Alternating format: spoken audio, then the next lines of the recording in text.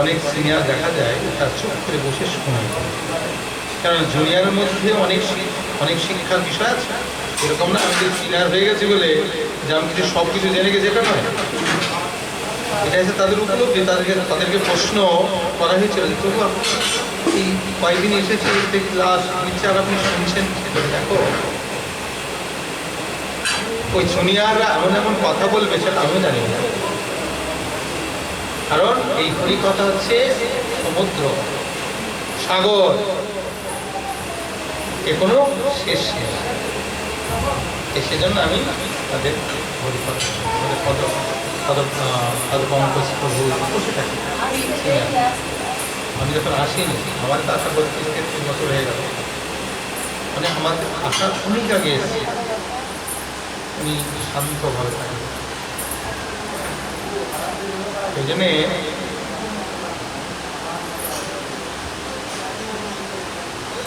হরিকথা আমাদের জীবনের মুখ্য। আমাদের পদবিগত ক্লাস দেয় যে হরিকথা যে ভালো শুনবে সে ভালো ভক্ত বলে জানে, যে হরিনাম ভালো করে জপ করবে ভালো ভক্ত বলে জানে। যা হরিকথা চিনি সে ভালো ভক্ত হতে পারে। এই জন্যে বিশেষভাবে যখন কোনো হরিকথা বলা হয় বা কেউ বলে সেখানে ভালো করে বসে শুনতে হবে। আমাদের মনটা চায় না বসতে, অনন্তকাল ধরে কৃষ্ণ বহির্মুখ হয়ে আছে। এই জন্য বলছে যদি হয় কৃষ্ণ কথা বজ্রে যেন পরে মাথা, ঘুমে ঘুমে তল্লাশ বালিশ। একটা বালিশ হলে ভালো ঘুমাতে পারে। আর যদি হয় অসৎ কথা, মাথায় ছিয়াই মাথা শুনিতে হয় কত। যদি অসৎ কথা হয়, কারণ অসৎ কথা ভালো লাগে হে, আমাদের অসৎ কথা ভালো লাগে, খুব ইন্টারেস্টিং, খুব আনন্দ পায়। কিন্তু কৃষ্ণ কথাই বলছে, কেননা আমাদের রোগ হয়েছে তো, যার জন্ডিস রোগ হয় তার মিষ্টি ভালো লাগে না, তিতা লাগে। মিষ্টির স্বাদ তো মিষ্টি, কিন্তু কেন তিতা লাগছে? কারণ তার রোগ হয়েছে। আমাদের কৃষ্ণ কথা ভালো লাগছে না কেন? রোগ হয়েছে। কিন্তু এই রোগের ঔষধ কি? কৃষ্ণ কথা। যেন আমাদের কৃষ্ণ কথায় বুঝিয়ে আনতে হবে। শ্রীতাম স্বকথা কৃষ্ণ পূর্ণ শ্রবণ কীর্তন হৃদয়ন্তস্থ ভদ্রাণী বিধুরুত সুরৎসদাম। যে শ্রীতাম স্বকথা কৃষ্ণ, স্বকথা মানে কৃষ্ণ কথা আর কৃষ্ণ এক।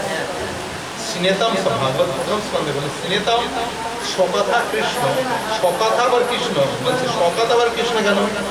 কারণ স্বকথা মানে কৃষ্ণ কথা আর কৃষ্ণ মানে কৃষ্ণ, অর্থাৎ কৃষ্ণ কথা কৃষ্ণ এক। কৃষ্ণ কোথায় আছে? কৃষ্ণ কথায় কৃষ্ণ আছে। কৃষ্ণ কোথায়?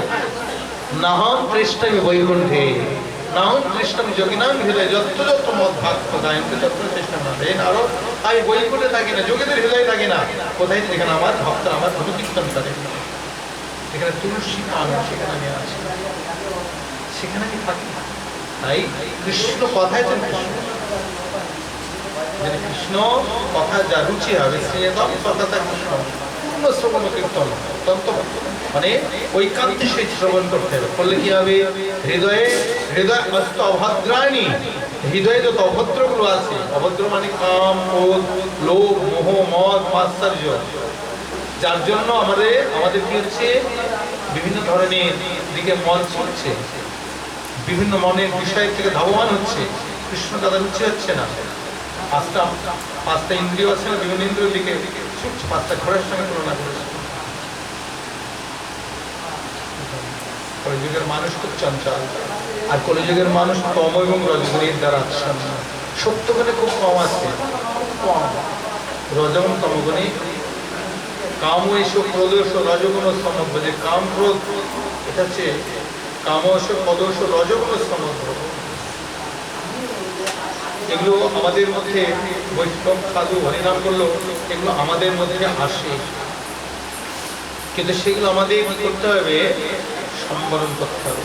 আমি একটা গুরুমার আমাদের ঈশ্বরের অন্যতম গুরু সুখ স্বামী মহারাজের একটা বলছে সাফল্যের চাবিকাঠি, কি করে আমাদের সাফল্য হবে তার চাবিকাঠিটা আপনাদের দেবো। এই কটা জিনিস জানতে পারলে আমাদের জীবনের সাফল্যতা লাভ হবে। 1 নম্বর, মঙ্গল আরতির আগে 16 মালা জপ শেষ করতে হবে। মঙ্গল আরতির আগে 16 মালা জপ করতে হবে, তাহলে আপনার একদম সাফল্য হবেই। হ্যাঁ, চরম সাফল্য। কেউ পারেন হাত ধরুন মহলেদের আগে।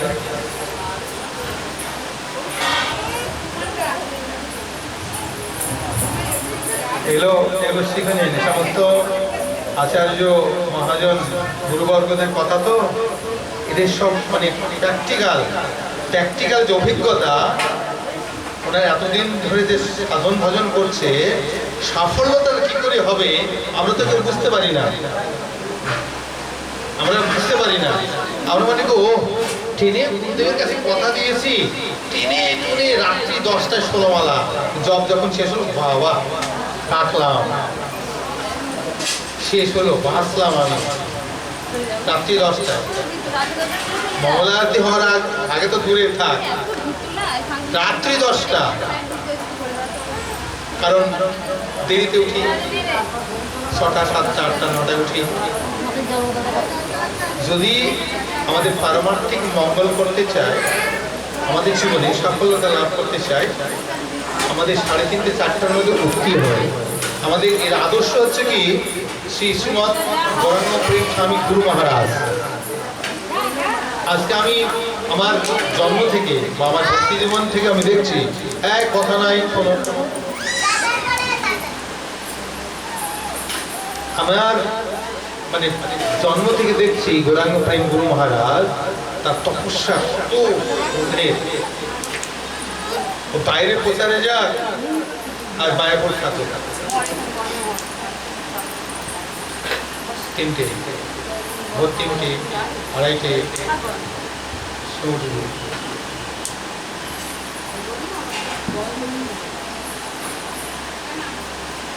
আমি তো যখন মায়াপুরে থাকি, মহারাজের পাশে যে বেলকনি আছে, আমার ঘরে থাকে, বেলকনি থাকে, বেলকনিতে আমি শুয়ে থাকি। ঘুমের থেকে রাধে রাধে রাধে রাধে রাধে গো রাধে,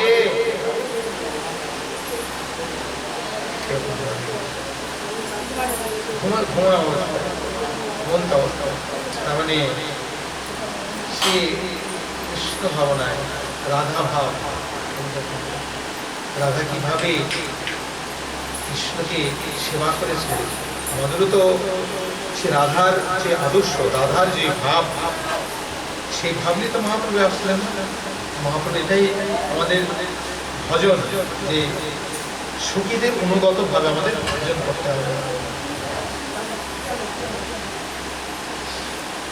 অনেকে বলে ইসকন হচ্ছে কনিষ্ঠ প্রাথমিক, বৃন্দাবনের ভজন খুব উন্নত ভজন।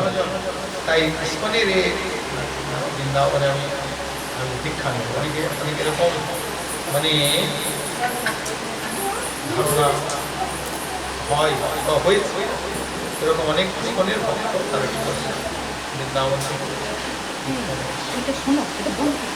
কিন্তু শিল প্রভুপাদ, ইসকন ফাউন্ডার আচার্য শিল প্রভুপাদ, তিনার যে শিক্ষা, তিনার যে আদর্শ,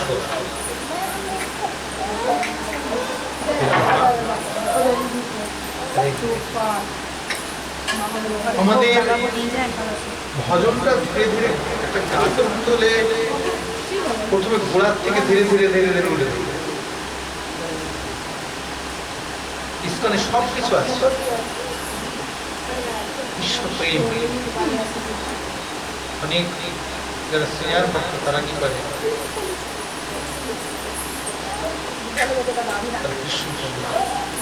কিসের মাধ্যমে, হরিনামের মাধ্যমে, জপের মাধ্যমে। আমি মঞ্জুরি ভজন নিয়ে নিলাম, রাধার সখী হয়ে গেলাম, আমি মানে গুরুর কাছে আমি যা রাধা সখী হয়ে গেছি, মন্দিরী ভজন ইস্পারে প্রাথমিক। আমরা সেই স্তরে যাব, সেটা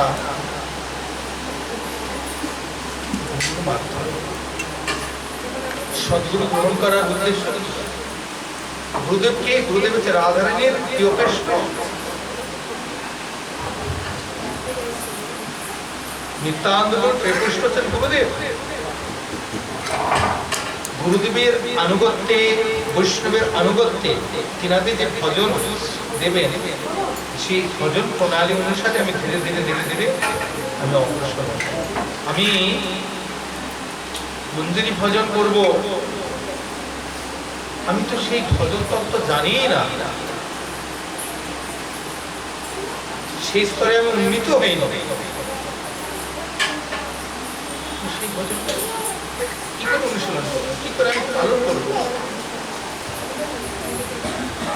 অত শ্রদ্ধা, তত সাধু সঙ্গ, অত ভজন ক্রিয়া, তত অনর্থ নিবৃত্ত নিষ্ঠা, রুচি আসক্তি, রুচি রুচি আসক্তি ভাব, প্রেম।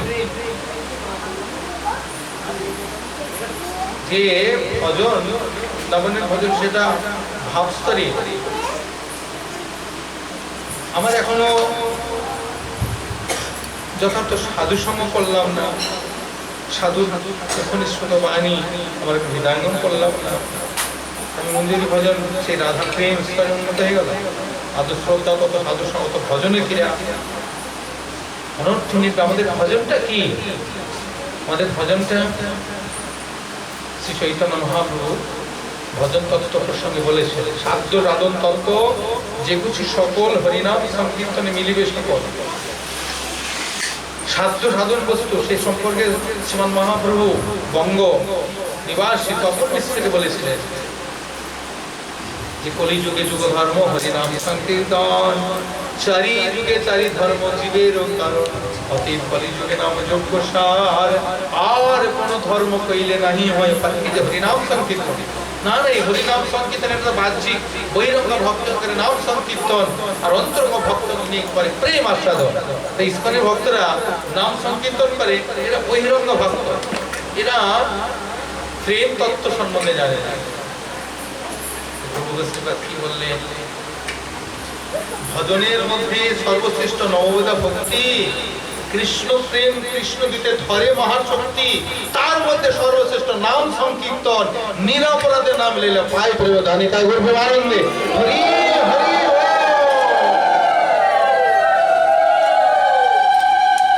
তাই প্রভুপাদ যে আমাদের হরিনাম দিয়েছে, এই হরিনামের দ্বারা কৃষ্ণ প্রেম পাওয়া যাবে। নিরাপরাধে নাম লইলে পায় 10 নাম অপরাধ। এই জন্য হরিনাম দীক্ষা নেওয়ার আগে 10 নাম আমরা সম্বন্ধে জানা, এটা সবসময় এই মালা গেঁথে পরে থাকবে, অর্থাৎ প্রত্যেক দিন এটা অধ্যয়ন করবে। ওই যুগের মানুষ তো এখন থেকে আধ ঘন্টা আগে কি করেছে সেটা ভুলে যায়, এই জন্য এটা সবসময় গলার মালা দিয়ে পড়তে হবে। সকালবেলা হলে 10 নাম অপরাধ সবসময় পড়তে হবে। দীক্ষা নিলাম, ব্যাস প্রচারকরা জিজ্ঞাসা করলো, ব্যাস ভুলে গেল, এটা এগুলো খুব ভালো করে উদ্ভাবন করতে হবে।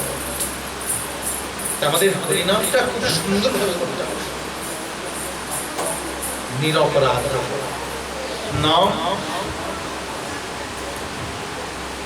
অপরাধ, 3 ভাবে নাম হয়। এক অপরাধ যুক্ত নাম, নাম আভাস, আর শুদ্ধ নাম। আমাদের হরিনাম করে 3 ভাবে করি, 3 রকম হবে, 3 রকম করি এবং 3 রকমের কার্যকরী হয়।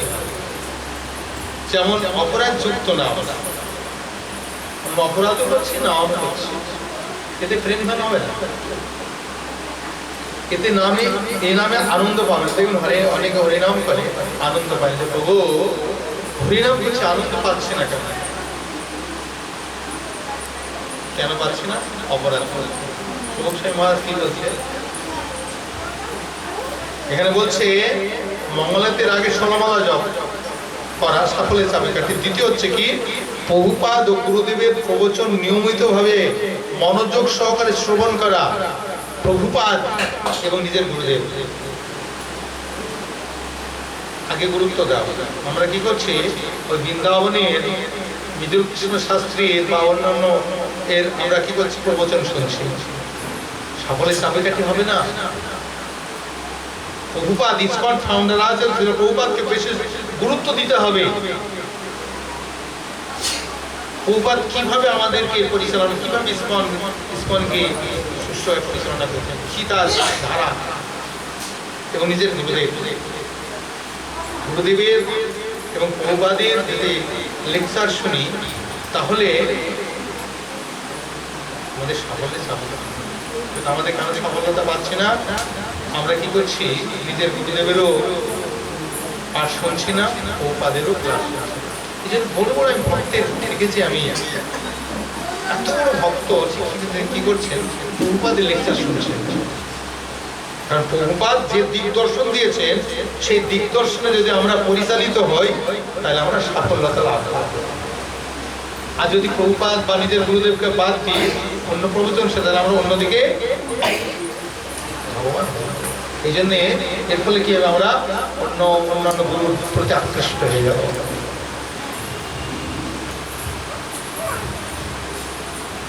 প্রভুপাদকে সেটা আমাদের ভালো করে জানতে হবে। এই জন্য আমাদের প্রভুপাদ আমাদের দিয়েছে যথেষ্ট গ্রন্থাবলী, আমাদের অন্যান্য গ্রন্থ পড়ার কি দরকার আছে? প্রভুপাদ যা দিয়েছে সারা জীবন যদি আমরা পড়ি, শেষ করতে পারবো না। নিয়মিত ভাবে প্রভুপাদের গ্রন্থ পড়তে হবে, তাদের সঙ্গে ভগবত গীতা বা ভাগবত। তাহলে কি হবে, হৃদয়ে যত আবর্জনা গুলো আছে, আমি না এই নিয়ম পালন করছি না বলে আজকে আমাদের মন চঞ্চল হয়ে যাচ্ছে, স্থির হচ্ছে না। প্রভুপাদ ছিলেন পার্টিকুলার বৈষ্ণব। কিভাবে কৃষ্ণ প্রেম লাভ করবো, স্তর বাই স্তর আমাদেরকে দিয়েছে। ইসকন কোনো সাধারণ নয়, ইসকন স্বয়ং কৃষ্ণ।